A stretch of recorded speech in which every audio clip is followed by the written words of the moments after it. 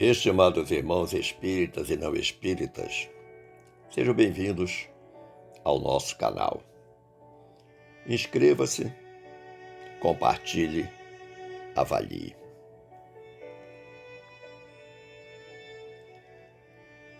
Para o Espiritismo, Jesus é o modelo de ser humano mais perfeito que Deus ofereceu para servir de guia.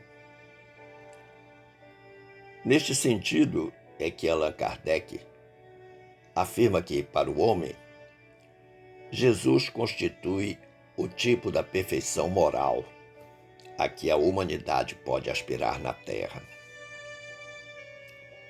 Kardec diz ainda: Deus nos oferece como o mais perfeito modelo, e a doutrina que ensinou é a expressão mais pura da lei do Senhor, porque, sendo Ele o mais puro de quantos têm aparecido na Terra, o Espírito Divino o animava. Este é o comentário de Kardec, a questão 625 de O Livro dos Espíritos. E a partir deste comentário, nós escolhemos como tema para a nossa reflexão de hoje o sentido da vida com Jesus. Entendendo o sentido da vida, eu desejo destacar inicialmente que considero vida a do espírito, que é imortal. O corpo físico tem existência com prazo de validade, visto que todos nós nascemos, crescemos e morremos. Aliás, tudo que tem vida sobre a face da Terra passa exatamente por essas três fases: nascer, crescer e morrer. Mas especificamente em relação ao reino nominal, em relação a nós, criaturas humanas,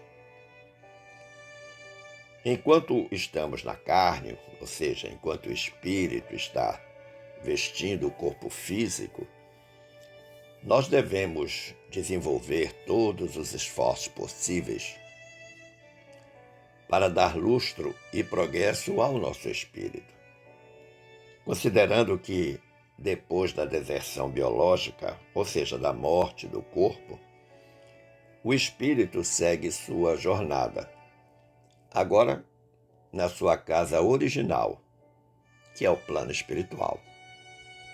Ou seja, todos nós viemos do plano espiritual para a Terra,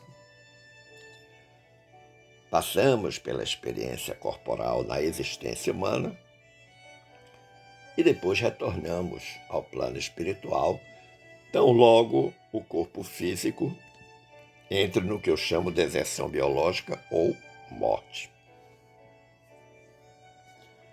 O benfeitor André Luiz, no capítulo 34 da obra Ideal Espírita, capítulo 34, o título dele é Entendamos. Ele nos oferece um esclarecimento singular sobre o sentido da vida. André Luiz diz assim: o objetivo da sua vida na Terra não constitui a autoridade, a beleza ou o conforto efêmeros. É o aperfeiçoamento espiritual.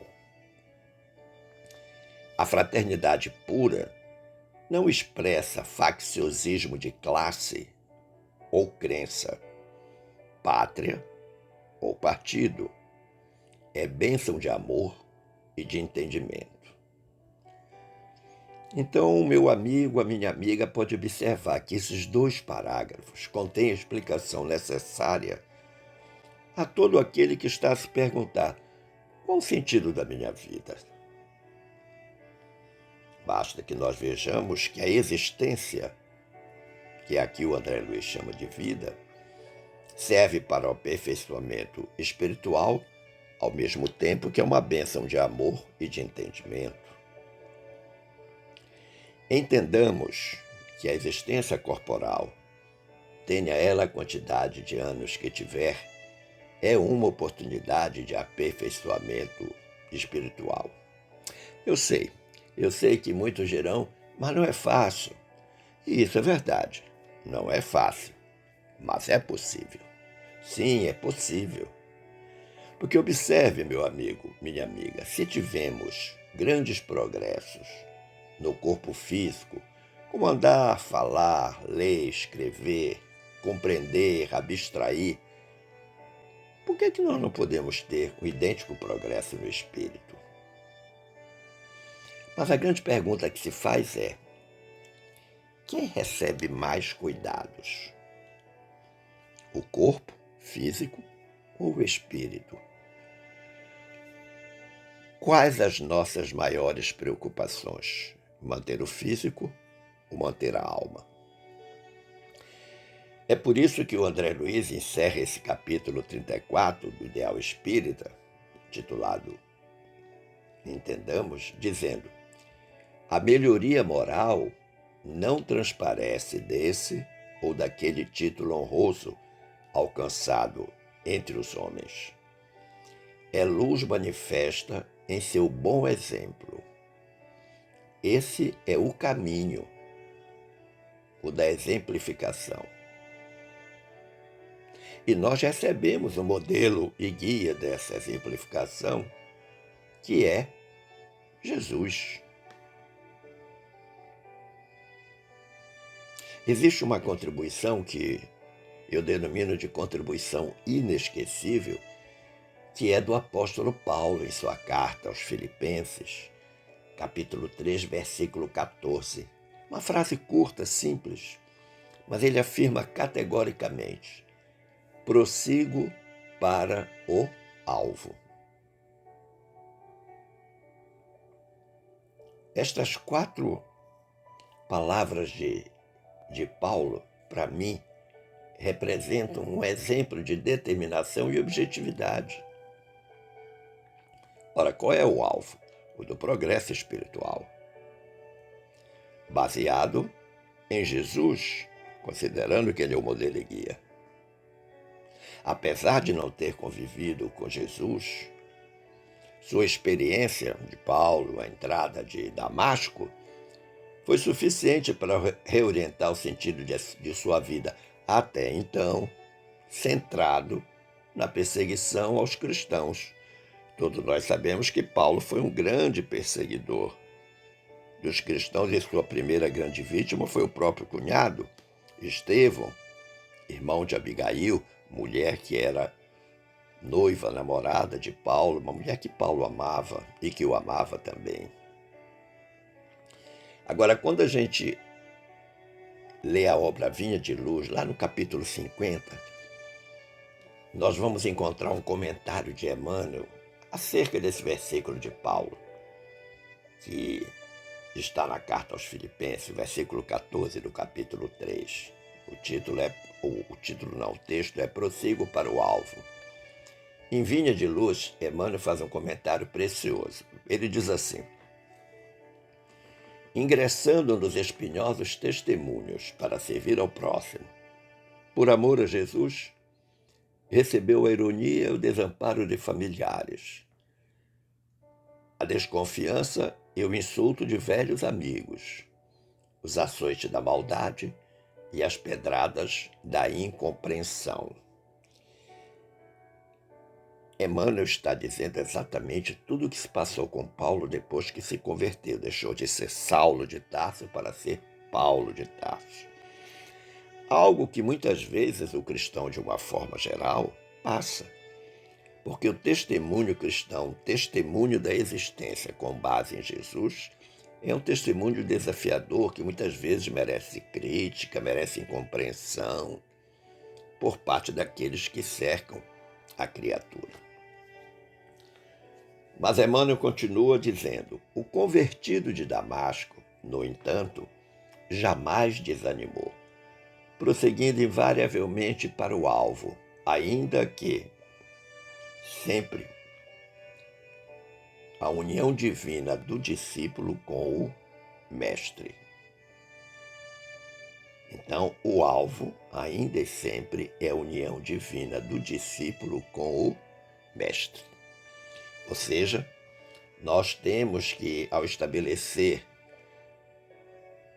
como grande objetivo da vida, como grande sentido da vida, o nosso aperfeiçoamento espiritual e tendo Jesus como modelo e guia, nós temos que fazer desta união uma união divina em favor do nosso próprio progresso. Mas aí o Emmanuel faz uma pergunta instigante depois de fazer essa apreciação sobre a situação de Paulo. Ele diz: quantos aprendizes estarão atualmente dispostos ao grande exemplo? Olha que interessante. Paulo foi um excepcional divulgador do Evangelho de Jesus. Após sua conversão, na carta que enviou aos Gálatas, capítulo 2, versículo 20, ele expressou algo com profunda sinceridade e que é um texto muito conhecido e corriqueiro na lide espírita, na lide cristã de uma forma geral. Paulo disse lá na carta aos Gálatas: eu vivo, mas já não sou eu que vivo, pois é Cristo que vive em mim. E esta vida que agora vivo, eu a vivo pela fé no Filho de Deus, que me amou e se entregou por mim. Olha que interessante. Eu vivo, mas já não sou eu que vivo, é o Cristo que vive em mim. Significa dizer, não pense você que você está se desidentificando. Não. Você está apenas adotando um modelo de conduta baseado no seu modelo e guia, que é Jesus. Todo aquele que faz esta eleição de deixar que o Cristo viva em si mesmo está apenas mudando a conduta equivocada para a conduta sadia. Está dando bom exemplo, está pautando a sua existência em todos os ensinamentos evangélicos a nós trazidos por Jesus em sua curta vida pública quando passou na Terra. Eu penso que nós podemos acrescentar a essa fala paulina: eu vivo, mas já não sou eu que vivo, mas o Cristo que vive em mim, um pensamento de Emmanuel, que agora está numa outra obra. O nome da obra é Caminho, Verdade e Vida. O Emmanuel, lá no capítulo 2 de Caminho, Verdade e Vida, o capítulo 2 intitula-se Segue-me Tu. Emmanuel diz assim: convém desse modo atendermos com perfeição aos deveres que nos foram deferidos. Cada qual necessita conhecer as obrigações que lhe são próprias. Então vamos fazer uma fusão do que disse Paulo: eu vivo, mas já não sou eu que vivo, pois o Cristo que vive em mim.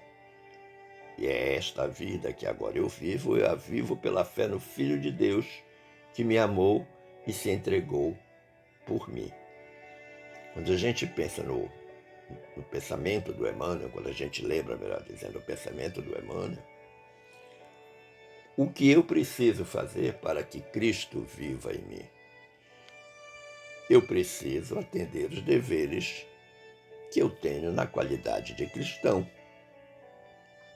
Eu preciso conhecer as obrigações que me são próprias na qualidade de cristão. Eu preciso ter absoluta ciência e consciência que o meu corpo físico é finito, mas o meu espírito é imortal. E que ao regressar para o plano espiritual, eu tenho que regressar melhor do que vim quando reencarnei.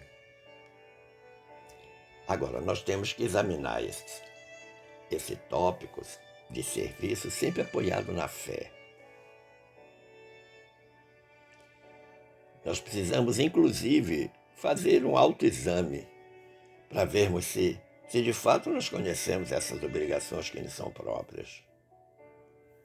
Por quê? Porque o Emmanuel, perdão, nessa obra Caminho, Verdade e Vida, capítulo 2, Segue-me Tu, o Emmanuel diz ainda: o serviço de Jesus é infinito.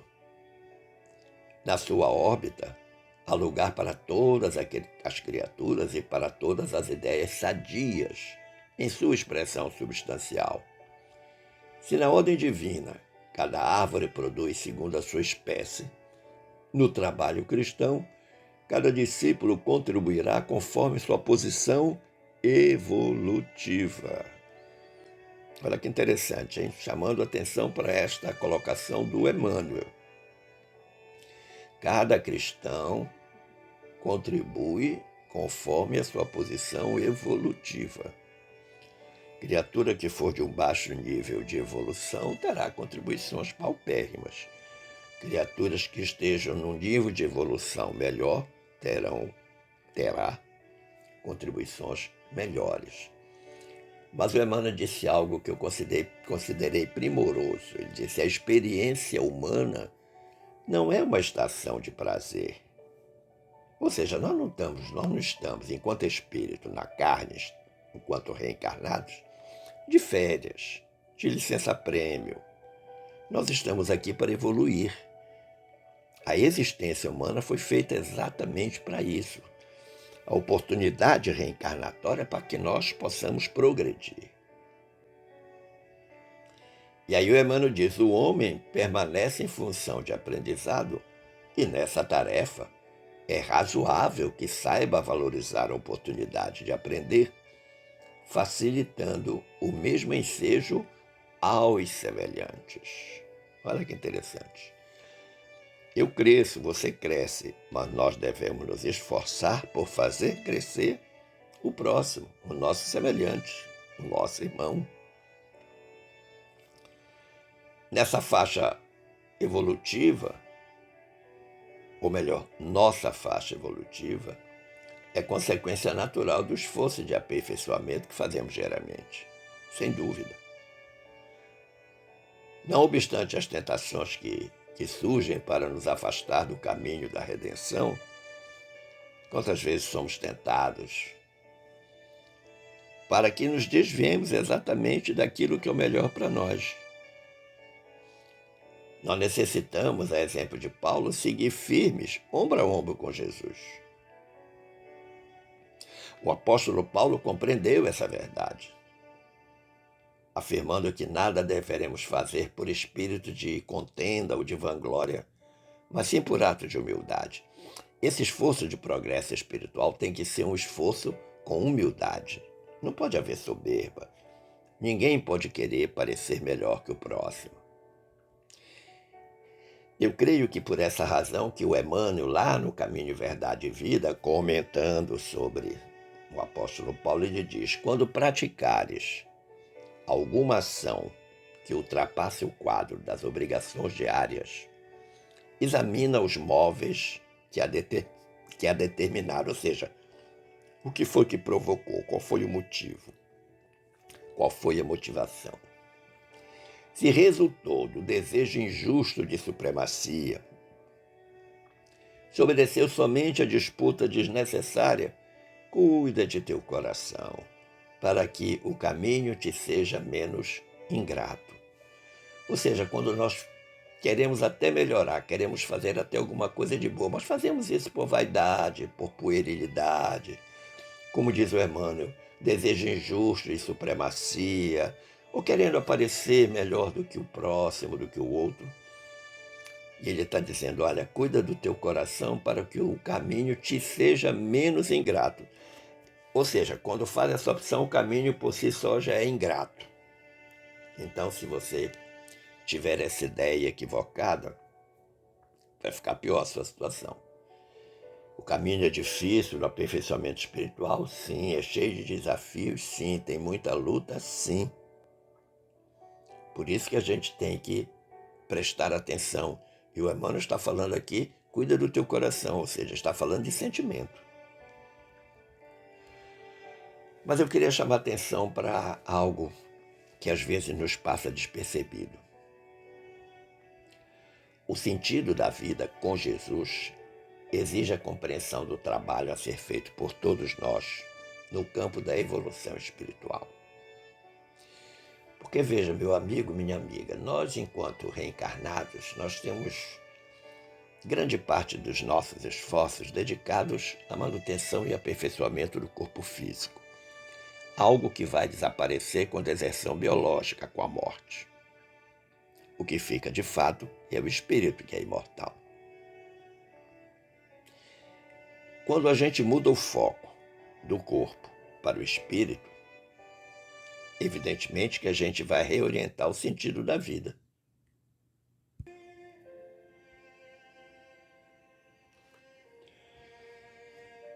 Emmanuel, fazendo um comentário sobre uma passagem evangélica registrada no Evangelho de João, capítulo 5, versículo 17, o que diz esse versículo?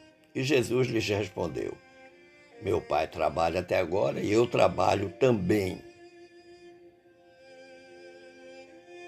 Então, Emmanuel, fazendo um comentário sobre essa passagem, ele diz: em todos os recantos, observamos criaturas queixosas e insatisfeitas. Quase todas pedem socorro. O problema, contudo, não é de gênero de tarefa, mas o de compreensão da oportunidade recebida. Desse modo, as queixas, nesse sentido, são filhas da preguiça inconsciente. É o desejo ingênito de conservar o que é inútil e ruinoso das quedas no pretérito obscuro. Veja que interessante esse comentário do Emmanuel. Jesus diz aos discípulos que o pai dele trabalha até agora e que ele trabalha também. E o Emmanuel então faz uma apreciação sobre esse versículo, dizendo que o problema não é o gênero da tarefa, mas é compreender essa oportunidade que cada um recebe de progresso espiritual. E ele coloca aqui o elemento central, chamando de essas queixas de filhas da preguiça inconsciente. Diariamente, a todo instante, nós recebemos oportunidades maravilhosas de progresso espiritual. Jesus trouxe-nos a bênção do trabalho, que é movimento incessante da vida, que não é o trabalho exclusivo da nossa subsistência física, para nos mantermos, mas é fundamentalmente o trabalho do progresso espiritual. Agora, existe uma pergunta feita por Emmanuel que deve incomodar-nos. Emmanuel diz assim: quando te sentires cansado, lembra-te de que Jesus está trabalhando. Começamos ontem nosso humilde labor. E o Mestre se esforça por nós desde quando? Olha que interessante esse questionamento do Emmanuel. Outro dia nós começamos, ou recomeçamos quando reencarnamos. E Jesus, que permanentemente, desde a sua vinda à Terra e o seu regresso ao plano espiritual, continua trabalhando em nosso favor. O título dessa reflexão é O Sentido da Vida com Jesus. Qual o verdadeiro sentido da vida com Jesus? Nós devemos considerar que os verbos que definem nossa relação com Jesus, em nossa opinião, são conhecer, ler, estudar, sentir e viver. São 5 verbos que devem definir a nossa relação com Jesus: conhecer, ler, estudar, sentir e viver. Pois bem, quanto conhecemos da vida de Jesus? Pelo menos aquela descrita nos evangelhos canônicos. Já nos interessamos, por exemplo, em conhecer os evangelhos ditos apócrifos. Apócrifo significa coisa escondida. Você, porventura, sabe que essa discriminação de evangelho apócrifo foi feita pela Igreja Católica no primeiro concílio de Nicéia, no ano 325, por decisão do imperador Constantino?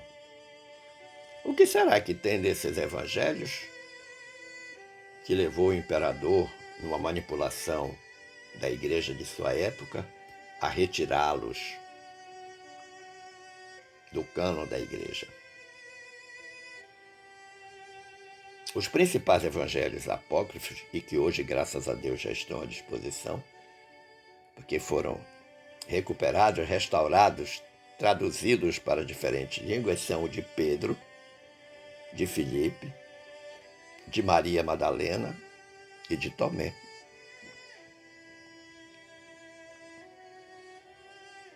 Você deve dizer, não, mas Pedro tem as cartas, sim. A igreja reconheceu as cartas de Pedro, a primeira e a segunda, mas o resto do evangelho de Pedro foi completamente esquecido.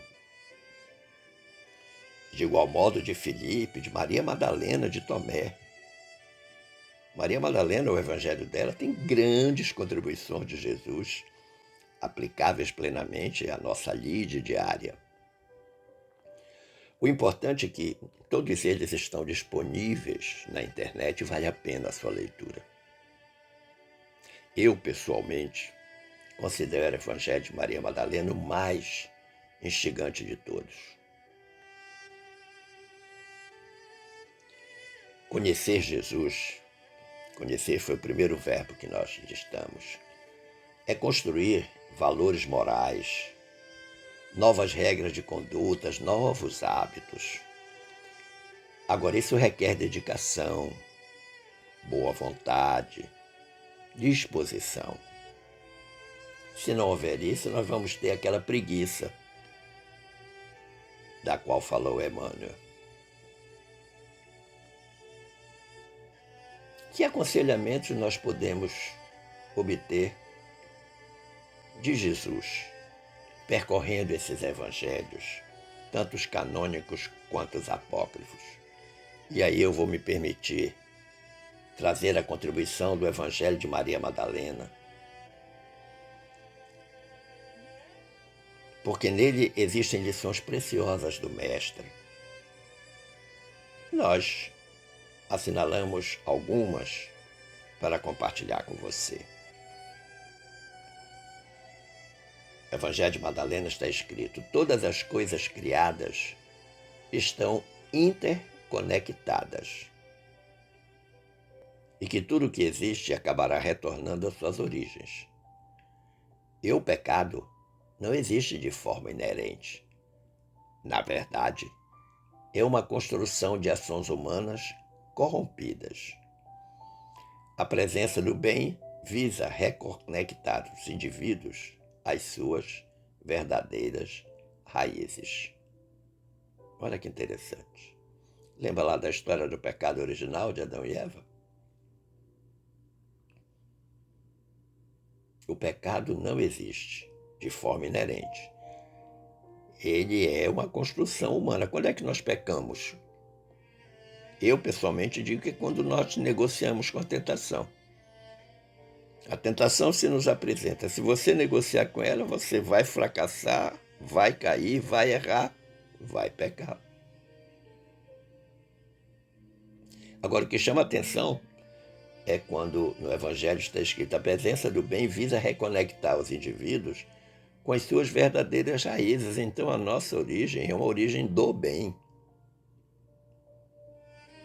Um olhar ao nosso derredor, em especial contemplando a natureza, e a gente vai verificar essa interconexão de que nos fala Jesus. Tudo em a natureza tende ao equilíbrio. São as ações humanas que desequilibram a natureza. Basta que nós olhemos as questões ambientais. Por outro lado, essa história de dizer que o pecado é próprio do ser humano é uma falácia. O pecado, como eu disse anteriormente, é consequência da invigilância e das escolhas mal feitas. Por quê? Porque a soberana lei do universo é de causa e efeito. Sempre que nós buscamos o bem, o certo, o justo, nós alcançamos essa plenitude harmônica com a natureza, aqui compreendida para lá das questões puramente ambientais. Agora é preciso buscar o bem, lutar por ele, ombrear-se com ele.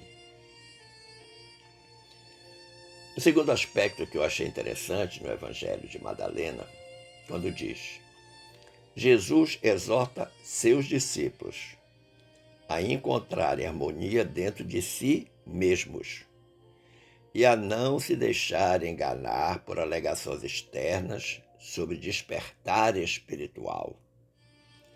A essência da verdade espiritual reside dentro de cada pessoa e a realização vem de dentro. Olha que interessante.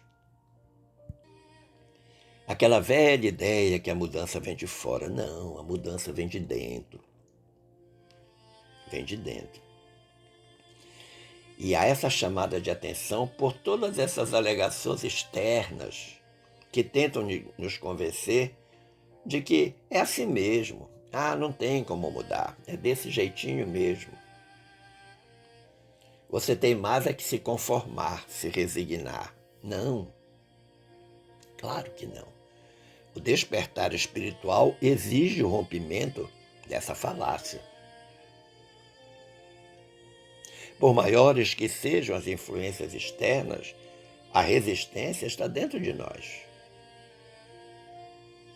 Como eu disse anteriormente, fraquejamos e erramos quando negociamos com a tentação que sempre nos visita. Nossa verdade espiritual, resultante da presença de Jesus em nossa existência, é a melhor prevenção aos desastres existenciais, os desastres da nossa existência, os nossos equívocos, erros. Terceiro aspecto que eu trouxe do Evangelho de Madalena. Jesus enfatiza que o apego ao mundo material leva ao sofrimento. Ele encoraja a reconciliação consigo mesmo e com o mundo ao redor, exortando os indivíduos a encontrar equilíbrio e viver em harmonia com sua verdadeira natureza. O que o texto lhe sugere? Que a essência do amor é uma conexão com o divino que transcende as meras posses materiais que nós possamos ter. Em pleno século XXI, meu amigo, minha amiga, não há mais espaço para acreditar que o mundo material é o verdadeiro mundo da felicidade e da realização pessoal. Somente aquele que crê que a existência é única, ou seja, nasce, cresce e morre, não tem mais nada depois, pode partilhar essa ideia. Por quê? Porque ainda não acreditou que viemos e voltamos diversas vezes na condição de espírito em franco processo de aprendizagem. Quanto mais aprendidas forem as lições, menos necessitaremos regressar à escola. A escola é a Terra. Nós reencarnamos exatamente para isso, para reaprender a lição. Mas parece que isso ainda não acontece. Pelo menos quando nós lembramos uma afirmação do confrade Haroldo Dutra Dias, quando afirmou que as almas presentes na Terra nesses tempos já reencarnaram aproximadamente 600 mil vezes. É isso mesmo que você ouviu.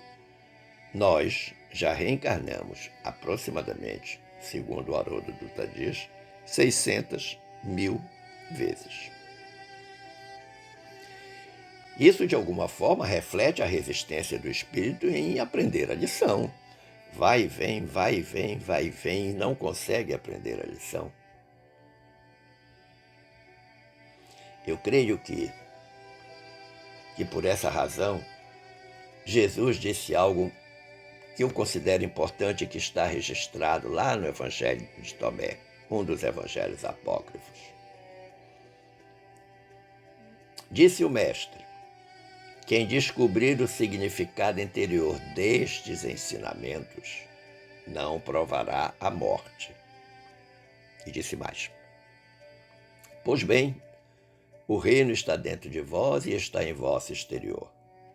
Quando conseguirdes conhecer a vós mesmos, então sereis conhecidos e compreendereis que sois filhos do Pai vivo. Mas se não vos conhecerdes, vivereis na pobreza e sereis essa pobreza. Olha que interessante. O início é instigante, né? Quem descobrir o significado interior destes ensinamentos não provará a morte.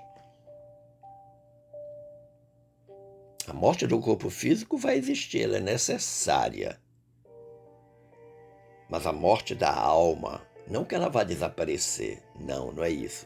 É a morte da alma pelo pecado, pelo erro, pelo equívoco. A escolha errada pelo caminho do mal, quando deveria ser feita pelo caminho do bem. Agora, Jesus, na sua época, conforme o Evangelho de Tomé, já alertava a questão do autoconhecimento. Porque no Evangelho de Tomé está escrito: quando conseguirdes conhecer a vós mesmos. Nós precisamos reconhecer a centelha divina que temos em nós, o DNA divino que nós carregamos. Eu sempre uso uma metáfora para explicar isso para as pessoas. Eu digo: olha, observe quais são as duas letras centrais da palavra Deus. As duas letras centrais são E e U. Eu em Deus, Deus em mim. É isso que Jesus está dizendo: compreendereis que sois filhos do Pai vivo. Mas aí, Jesus fez uma advertência. Se não vos conhecerdes, vivereis na pobreza, e sereis essa pobreza. É quando nós perdemos as oportunidades do progresso espiritual.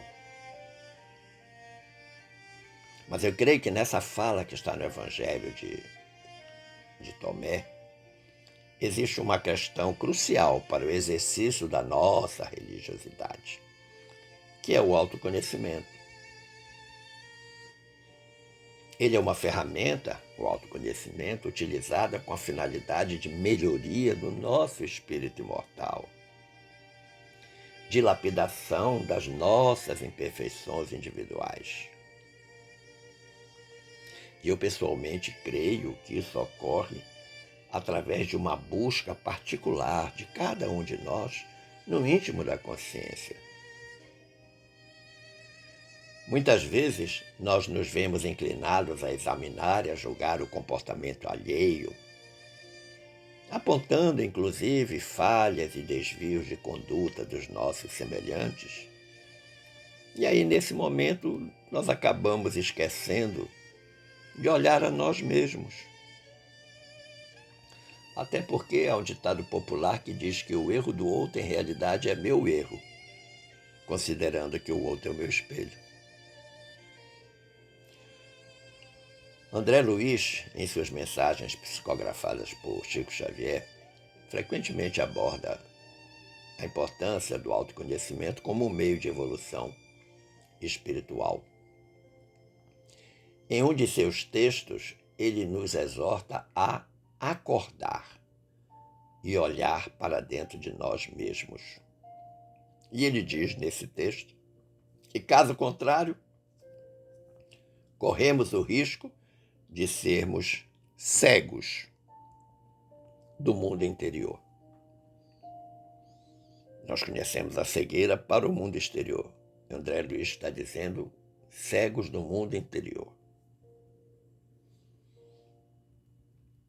Nós precisamos entender que o autoconhecimento é uma finalidade da reencarnação, uma oportunidade singular de progresso espiritual. E aqui estamos diante de uma forma de caridade. Sim, nós estamos praticando uma caridade, a caridade de olhar para dentro de nós mesmos, de nos autoavaliarmos, de buscarmos a melhoria interior. Isso sim é o essencial. Isso concorre para o lustro do espírito. É assim agindo que nós regressaremos após a degradação biológica, após a morte, regressaremos em espírito numa condição melhor. Conclusivamente, meu amigo, minha amiga, eu fui buscar no capítulo 33 da obra Caridade, do André Luiz com Chico Xavier. O título desse capítulo 33 é Acordemos. Eu achei preciosa a contribuição do André Luiz. Ele diz assim: é sempre fácil examinar as consciências alheias, identificar os erros do próximo, opinar em questões que não nos dizem respeito, indicar as fraquezas dos semelhantes, educar os filhos dos vizinhos, reprovar as deficiências dos companheiros, corrigir os defeitos dos outros, aconselhar o caminho reto a quem passa, receitar paciência a quem sofre e retificar as más qualidades de quem segue conosco. Aí ele vai dar um fechamento fantástico. Mas enquanto nos distraímos em tais incursões à distância de nós mesmos, não passamos de aprendizes que fogem, levianos, à verdade e à lição. Olha que interessante. Enquanto eu estou cuidando da vida dos outros, em realidade eu estou fugindo deste encontro que eu preciso ter comigo mesmo. E que o Emmanuel está classificando isso como uma leviandade da nossa parte, a verdade e a lição, estabelecidas claramente no Evangelho de Jesus, sem dúvida. Esperando ter contribuído para o entendimento deste tema, eu agradeço o carinho da atenção dispensada, agradeço as boas vibrações e desejo que fiquemos todos em paz com Jesus. Um forte abraço.